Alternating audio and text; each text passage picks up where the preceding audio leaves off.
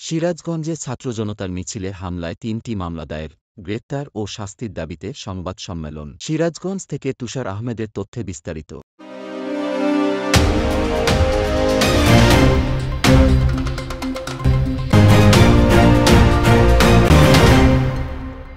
বৈষম্য বিরোধী ছাত্র আন্দোলন চলাকালে সিরাজগঞ্জ সদর উপজেলার ফুলকোচাতে ছাত্র জনতার মিছিলের ওপর হামলার ঘটনায় বাগবাটি ইউনিয়ন আওয়ামী লীগের সাবেক সাধারণ সম্পাদক শাহ আলী সহ ২১ জনের নাম উল্লেখ করে অজ্ঞাত ৪৫ জনকে আসামি করে ৩টি মামলা দায়ের করা হয়েছে।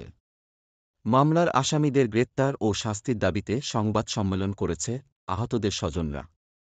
গত রোববার ২৫শে আগস্ট বেলা ১১টার দিকে শহরের মুজিব সড়কে একটি ভবনে এই সংবাদ সম্মেলন অনুষ্ঠিত হয়। মামলার আসামিদের মধ্যে রয়েছেন বাগবাটি ইউনিয়ন আওয়ামী লীগের সাবেক সাধারণ সম্পাদক শাহ আলী, বাগবাটি ইউনিয়নের ফুলকোচা গ্রামের সাহেব আলী, ওয়াব মণ্ডল, মোরশেদ মণ্ডল, আব্দুল কাদের, ইয়াসিন, হায়দার আলী, সাইফুল ইসলাম, ইদ্রিস আলী, আব্দুল আজিজ, মাসুম, মাসুদ, সেলিম, আব্দুল মান্নান, ইসমাইল হোসেন, নাইম, সাদেক আলী, শাকিল, সেলিম। সংবাদ সম্মেলনে লিখিত বক্তব্যে হাসান আল বান্না বলেন, আমার বড় ভাই ফিরোজ সরকার ও ভাতিজা সিয়াম সরকার সহ আরও ৩ জন গত ৫ আগস্ট বৈষম্য বিরোধী ছাত্র আন্দোলনের কর্মসূচিতে অংশ নেয়।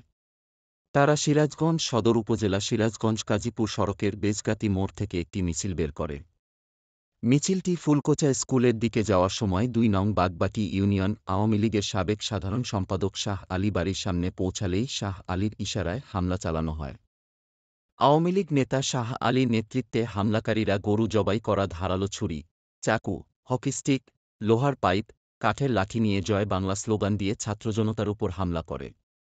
হামলায় সিয়াম, ফিরোজ, আতিকুল, আবদুল্লাহ, ইব্রাহিম গুরুতর আহত হয়। পরে স্থানীয়রা তাদের উদ্ধার করে সিরাজগঞ্জের ২৫০ শয্যা বিশিষ্ট বঙ্গমাতা শেখ ফজিলাতুন্নেছা মুজিব জেনারেল হাসপাতালে ভর্তি করে দেয়। গুরুতর অবস্থায় আবদুল্লাহকে বগুড়া শহীদ জিয়াউর রহমান মেডিকেল কলেজ হাসপাতাল ও ফিরোজ সরকারকে ঢাকার একটি বেসরকারি হাসপাতালে রেফার করা হয়েছে।